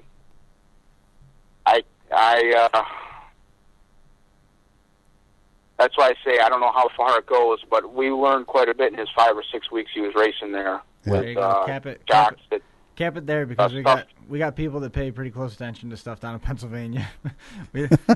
don't give up too much. Well, that's funny because you don't think about it. You just start rambling on, and then you'll have a guy walk up to you at the races, and he'll ask you a question like, "Do you really run that setup?" I'm like, "What are you talking about?" He says, "Well, a buddy of mine was at the school that you guys taught, because Dan and I taught a school for Dave Eli last year, who also works at DMI. He asked us if we'd come down and teach the dirt modified section of the school they had. So Dan and I go down there, and they paid us to go there, and I figured, well, we're paid, so I'll show them the whole notebook. I told everybody in the class, I answered any question they had. I told them bars, shocks, springs, everything that I ran at Grandview, no matter where it was, any question anybody had, I didn't hold back anything, because those guys were there to learn. Right. And it's funny, we're in Florida, and Rick Lahabach walks up to me, and he said, "Do you really run those torsion bars everywhere you go?" And I said, "How did you know?" And he said, "Well, my buddy was at the class." I'm like, "Oh, boy." He said, "As a matter of fact, I do." He said, "I always wondered how that," I'm like, oh. But it was one of them deals where the guy paid for the class. Right. And, I own a shock business, and I revolve a lot of Bilstein shocks for a lot of customers. And I have a couple of customers at Grandview, and I revolve this guy's shocks, and he's calling me every week. His son's a rookie, just moved up to modified, and I'm helping him get going better, or helping him get going in the right direction, or, just helping them with whatever they needed. So he, after about a month and a half of racing, he calls me and he says, "Have you been telling me everything honestly?" And I said, "Yeah, why?" And he said, "Well, I've been talking to Dwayne Howard's crew chief, and that's not what they run." And I said, "So you told Dwayne Howard's crew chief everything I've been telling you about what I run for shocks and everything?" He said, "Well, yeah, because, we're sort of buddies." And I said, "Oh." So it's, we laugh about it. We don't think about it, but not like Dwayne Howard needs my help. He doesn't. Right. I mean, them guys know what they're doing, but it's just like I got to race against these guys, and it makes it tougher when they know exactly what you're doing, and if it help them or whatever, it's like, well, I got to race against them. So right.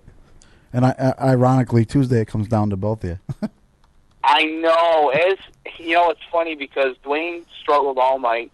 We get to the feature, and somebody in the stands, we're riding around like 6th or 7th. Somebody in the stands says, Dwayne Howard's up to 10th. And I'm like, uh-oh. Uh-oh. And Dwayne Howard gets after it. Dwayne Howard reminds me of Dan. And every time I talk to Dwayne, that's what Dwayne tells me is, he when he first started racing or going to the races or whatever, he watched Dan and he wanted to drive like Dan because he loved how Dan was. If you had to drive the top and be an animal, he wanted to do that. And Dwayne drives just like Dan drives. Yeah, he gets around that place. I know that. He does.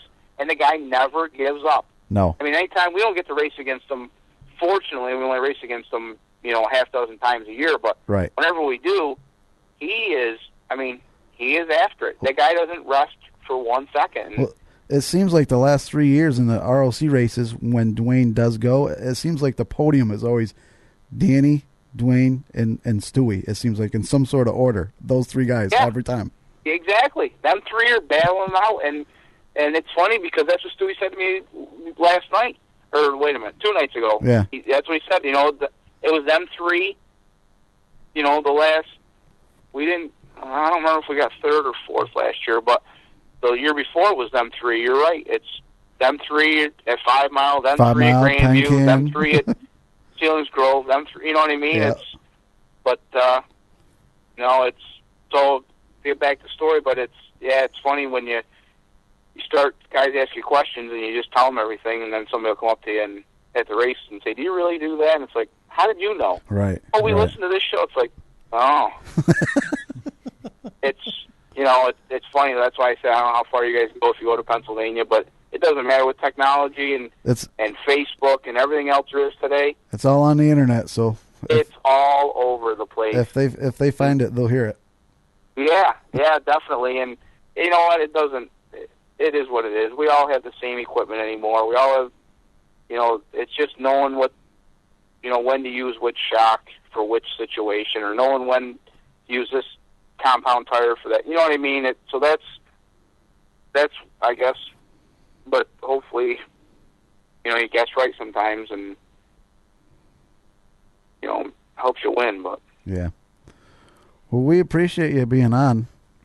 I hope I didn't ramble on too long. No, they said that it's 5 to 10 or 15, however long you want to go. I said, well, I don't want to take up too much of your time. He's like, well, we'll let you talk. That's fine. Your time, but that's fine. It's just fine. Don't sweat it at all. Rich, we appreciate you being honest.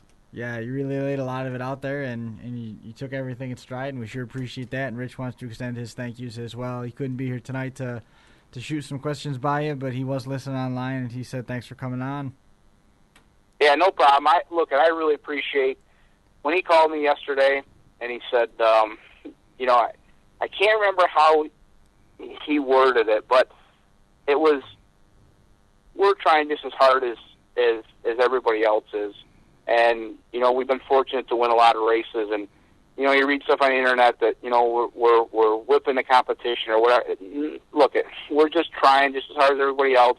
We've been fortunate 15 or 16 times, to win.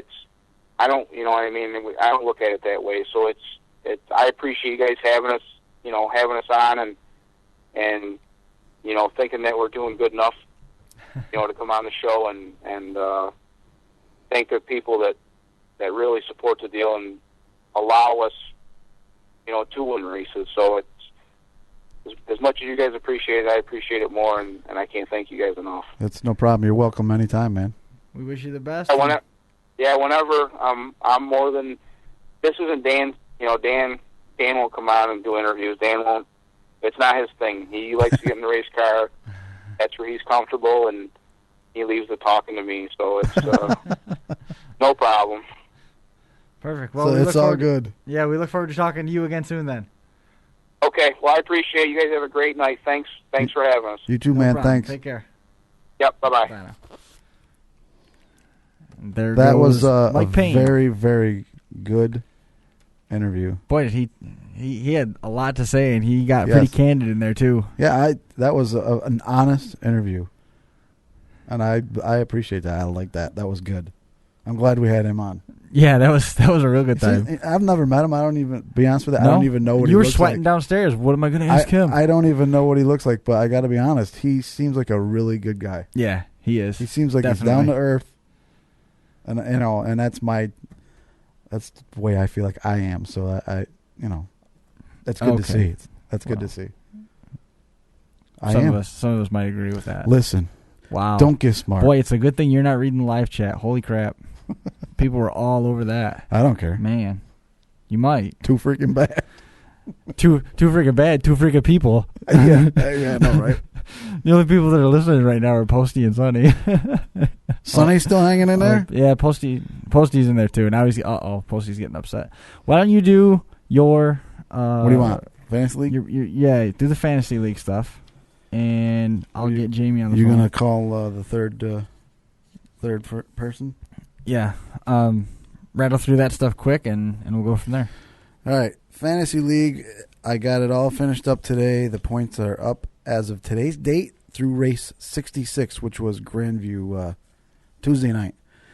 We have a new point leader in the Fantasy League standings. Sandman leads my Dick Dragon 2 team by 69 points.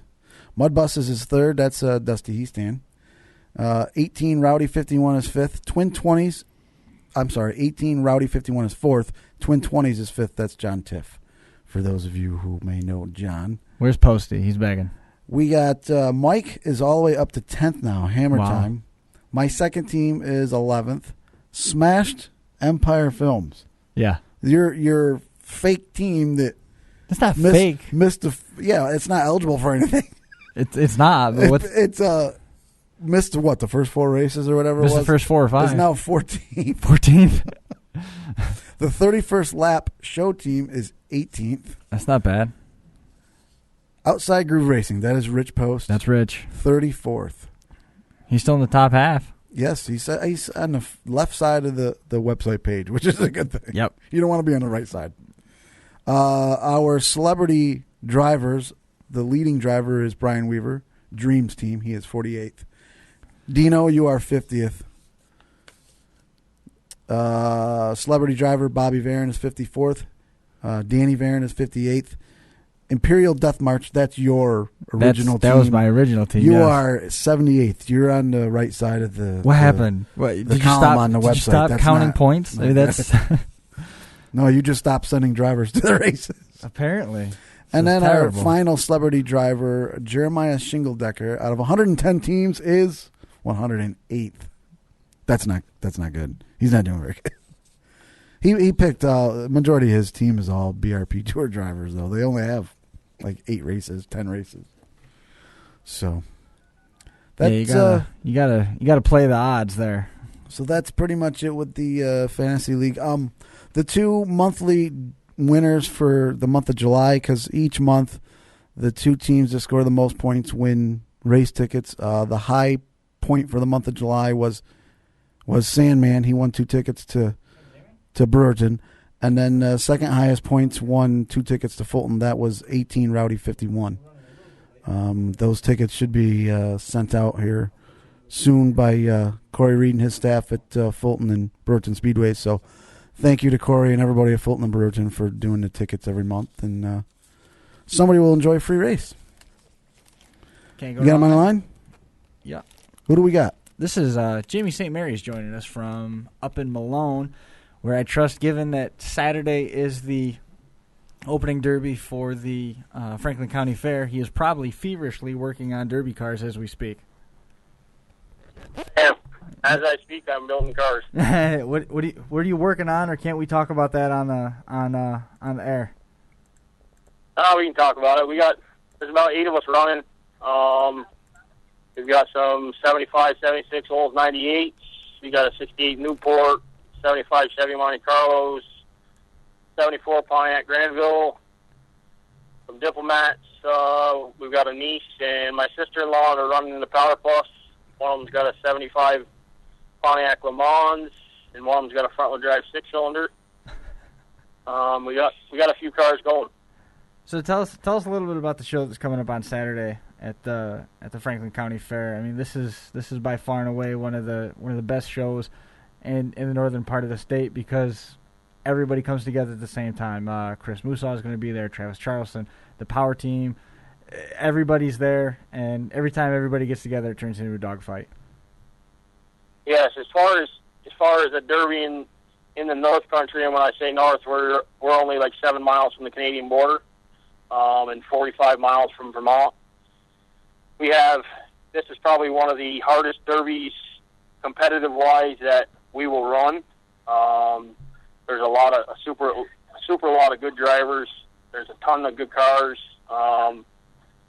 It's going to be a good show this year because we have a new promoter, which is Total Destruction. It's our first year with him. I've heard a lot of good talk about them, that they do a good job. We've had some problems in the past, so this year is kind of a new, exciting year for us because we can actually build our cars more now than we have in the past. So it's a little better for us. Do you guys prefer to be able to build a little bit heavier, or would you like it to go back to the way that it was without the gas tank protectors, without the engine cradles, without the sliders, and just weld the doors shut or chain them shut and go? No, we want to build our cars because we want to try to make our cars as stout as we can because of the price of cars nowadays. Because if you take say $1,000 car and you can't weld your bumpers, or you can't put a good rear end or a good drive shaft or a good motor in it, then you don't really get the value of the car out of it.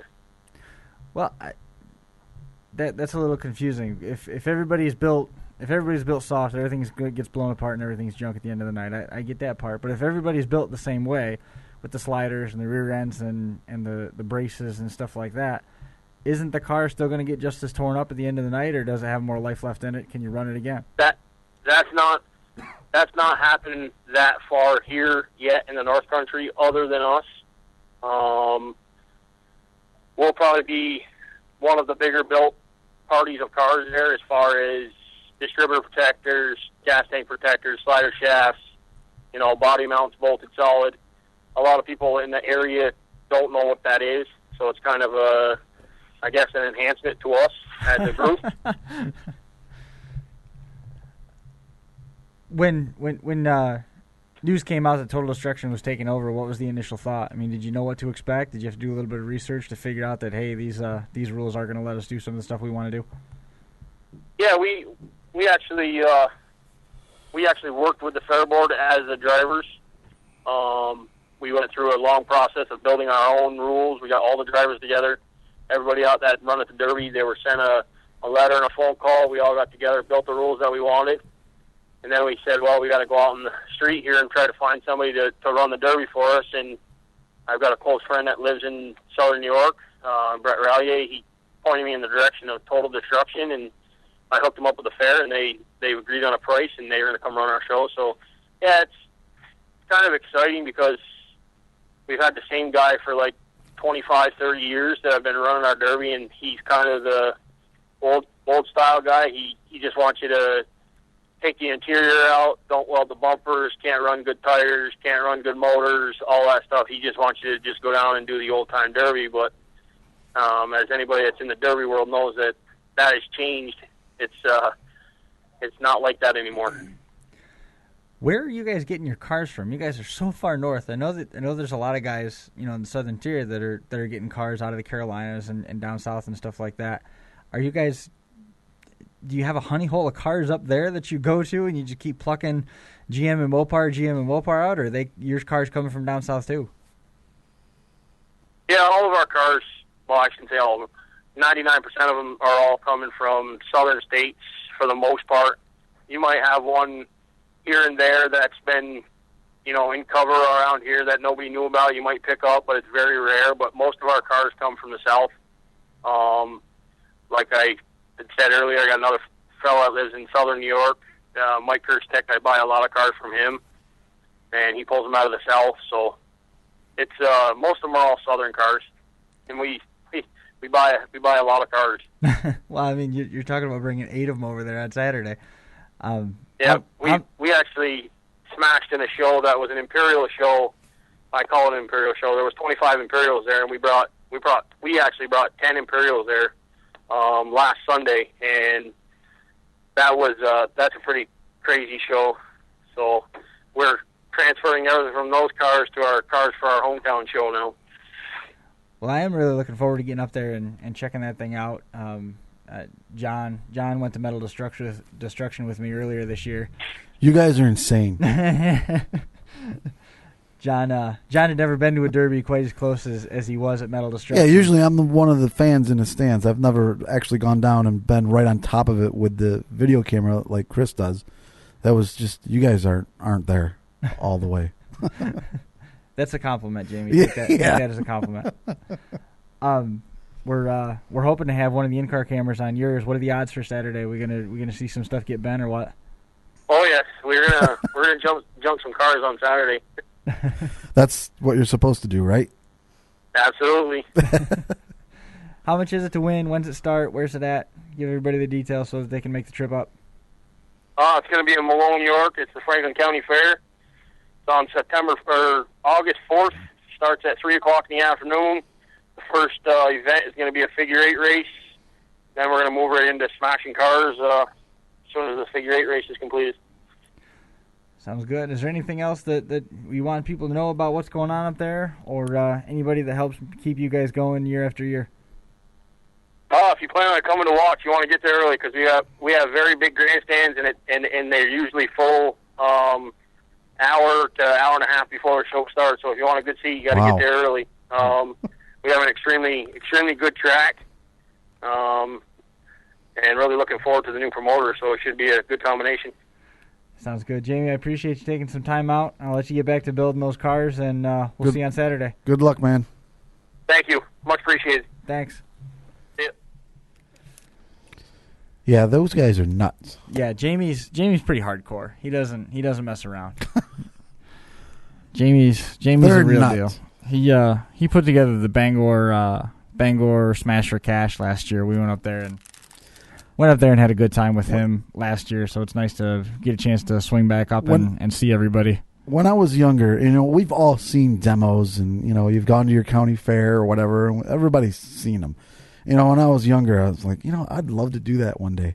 After going with you and getting right, literally separated by a jersey barrier from the track to videotape that day and seeing a whole different perspective of it, yeah, that changed my mind. No thanks. Yeah. I'll stick with the stands. I'll pick you up. I'll pick you up on the way up to Malone on Saturday. I'll stick with the stands. I like the stands. All right. I like to just sit there and drink beer. If you can't handle it, you can't handle it. It's okay. Nobody's gonna judge you. This is a judgment-free zone. Judgment-free. Those guys are just not right.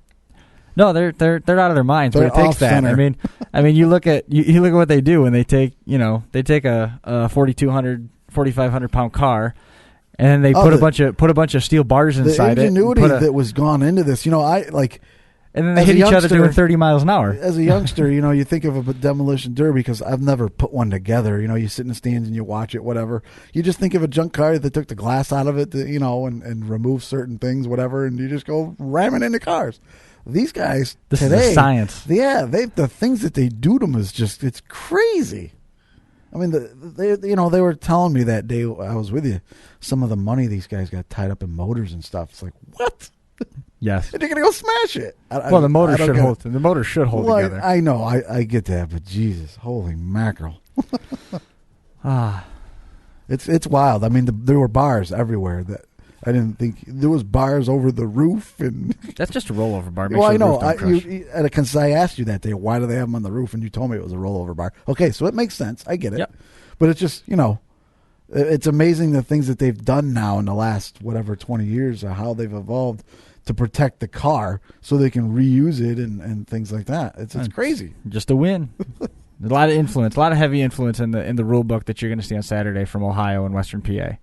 A lot of heavy influence for that. So I assume you're going to videotape it? Yeah, that's the plan. I mean, we'll see when we get up there. If we don't do that, Jamie and I have talked a little bit about trying to put together a little bit of a documentary on what it takes to put those cars together and what the PowerTeam's performance is up there. So that'd be a good deal we hope if you could pull that off and put it on your video and stuff. That'd be pretty cool. It'd be neat. I don't know what to expect. We're gonna go up there. I went by the website that the show started at 5:00, and he just said 3:00. So that does change the travel schedule a little bit, and I'm glad that came up because I initially was. I mean, that's a 5-hour drive. Kind of when you were going to leave. And yeah, so that'll back start times up a little bit. Yeah, and we're looking forward to it. It's going to be a good time. We ran some in-car cameras a number of times out this year and got some really cool stuff. And I don't doubt that Jamie will not leave us wanting when he goes out there with one of his 8 cars. 8 cars. Good grief! And he's too short from the last one. And you say last one he had 10 cars. Yeah, that was the Imperial show that they had up there. That was wild. That was a good time. Good grief! I didn't get the chance to go up there. They already had a guy up there that did the taping and stuff like that. What does it cost to put 10 cars together? Do they? How's that work with derbies? Is it just pay to win, or do they pay down? It depends. I mean, it depends. Like Waterloo paid $750 to win, but they paid down through like 10th place, like 6th through 10th or something. Got their pit pass back. Some derbies, like Metal Destruction, it was $3,000 to win. It was X for second, X for third, and that was it. And it depends on ones also are top heavy, and some of them are one and done, so they don't have to pay heat winners. Heat winners might get $50. Like Waterloo, right. A heat winner got $50. So if you qualify for the feature, after you win your heat, you get $50 there, and then you win you also race make some money there. Yeah. So it's a little. There's no simple answer because it depends on where it is. Like there's the Metal Mayhem. I think this year paid $8,000 for first, $2,000 for second, and that was it. Right. Pretty crazy stuff. Oh, look at the clock. Can you believe it's already been it? What time is the show? It's 9:00 right now. It's almost 9, huh? Yep. Are you going to Black Rock next Friday? Next Friday. You know who's going to be there, right? Who? JJ. Nope. Not going to make it over. It's like his third. No, I heard that he was going to be there. It's like his third or fourth year in a row he's gone to the Friday night show at Black Rock to compete. Mm-hmm. He's been there the last few years now. I saw it was posted on Facebook. You know who's going to be at Canandaigua Saturday? Yeah, we are. Yeah, probably. I think, right? It's looking like that's all going to come together. Is that working out? It should be. Right now, I mean, it haven't remains. Heard much since it remains last to be seen. There's not a lot of official talk on that yet. So we got to kind of wait and see where the parts and pieces fall, and we're getting down to the wire. We kind of got to make a decision. Got 9 days. Yeah, I mean, a lot of it is contingent on my schedule. I need to be at Watkins Glen for the duration of the nationwide race. Then I need to get out of there, finish. I'm going to finish the story for the Finger Lakes Times in the notebook on site, get it sent from there. From there, I need to come to Canandaigua. The problem is at some point in there, I need to pick up the mobile rig, unless I pick it up the night before, but we don't want it to sit in my car in the parking lot where there's no cameras or anything. You know what I mean? Right. So I don't know how we're going to make all that happen yet. And the other problem is internet connection, because we've done this before with a marginal internet connection and had shining success in Utica, and we fell on our faces. It was a flat-out bust at Amy's, unfortunately. Yeah, so that's the other piece that's factoring in. And, the other part of it is, yeah, we can go hang outside the fence, but if we don't get to talk to anybody, then how's it all going to work out? There's a lot of logistics to work into it still, and even at that event, I don't think Mike's going to be there. No, he'll be in Knoxville. He'll still be in Knoxville. That will be the day of the Knoxville Nationals. Yep. Which is kind of surprising because Tony is obviously racing at Canandaigua. That he will not be attending the Knoxville Nationals. He's usually there every year. Yep. He will leave Watkins Glen and fly to Knoxville to get there for, the night's races. So he will possibly miss one of his drivers winning the Knoxville Nationals. It's possible. Or they could both win on the same night. The Goodyear 52nd Annual Knoxville Nationals. We'll have a full report on that stuff coming up next week. We're sitting right up against the limiter here. What else you got? Plugs. Fantasy League Super Dirt Week Challenge. How's that coming? You getting some teams? No, I haven't got anything yet. No. I know it's still fairly early, and a lot of people don't really know exactly who's going to be there yet. There's talk on Dirt Track Digest by Jamie, one of our friends there, that I forgot. Billy the Kid might be returning with Glenn Heineman in a 126 Super Dirt Week, possibly. JJ's bringing Rich, by the way, I don't know if you noticed the speed dice. Yes, that's right. I forgot to talk about that. That dork won the freaking speed dice. His first try. How about that, huh? I've been doing it for, this is like the third season now. Every stinking week, I play the same number every week. And not only does the number, do I not win, the number don't even come up. I picked 12 because, hey, I'm a Jumpin' Jack fan. So I picked 12 is going to show up on the dice every week on speed dice. And it's not been, I think it's been 12 once this year. And, of course, if you guess the right number, JJ will pick a name, and the name that he picks wins a prize. For those of you who may be listening and don't know, JJ Yaley, every week at the cup race, when he goes out to qualify, he takes a little cup, puts it in his car. It's got 2 dice in it. While he's qualifying, the dice will shake up. He pulls in the garage area. He'll check the dice, whatever number is showing on the dice. He asks people prior to qualifying that afternoon to put their guesses on his Facebook page or on his Twitter, if you follow him on Twitter. The number that shows up, all the people that guessed the right number, he'll draw a name out of those winning names. Well, our Rich Post played for the first time last week at Indy. Pick number 9. JJ, he picked number 9. The dice came up as number 9 after qualifying, and JJ drew the name, and it was Rich Post, Outside Groove Racing. How about that? First time he ever played. I've been doing this for almost 3 years now. I'm sorry, John. I've been playing since day one. I ain't won nothing. And you're a lifer for JJ Yaley. Absolutely. Well, well. What are you going to do? Well, hopefully there's always this week. Yep. Tomorrow. We'll see what there is to see, right? That's right. Over at Pocono. Anything else? That's about it. Like I said, Super Dirt Week Challenge for DickDragonMotorsports.com. One race pool for Sunday's races, Super Dirt Week. Go on in there and everybody sign up. Let's get some teams in there. We got Smashed Empire Films. We're on the road Saturday up in Malone. The week after that, we're going to be at the Glen, so we got a kind of a weekend off. And then the week after that, we're in Kutztown, Pennsylvania, and then we end the month down in Hartford, Pennsylvania. You're doing a show at the Kutztown Fair? Yep. What day is that? It's a Saturday. It's a Saturday night. They don't race that day, though, do they? No, they just smash They cars race that during day. the week. Right. Like, I think, 3 days? Wednesday, Thursday, Friday, I think, or something like that. Something like that. I've always wanted to go to Kutztown for the micro races. Well, you can go down. I'll meet you down. Not if there's no micros. Sorry. Okay. All right. Well, John, I appreciate you making the trip in. We look forward to seeing Rich again next week after soccer's over with. Yeah. We'll see Mike probably in 2 weeks, I guess. We'll see him in a couple of weeks. We'll get the whole gang back together, and we'll have to do this again. Yeah. Thanks for everybody listening. Yep, that's going to do it for this week. It's always great having everybody.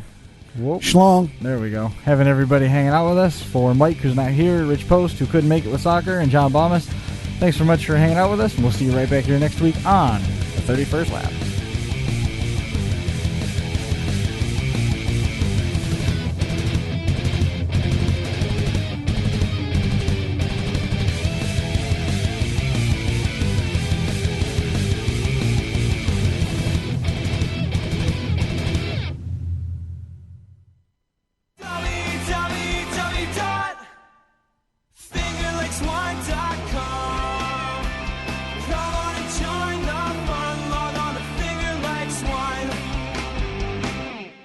www.fingerlakes1.com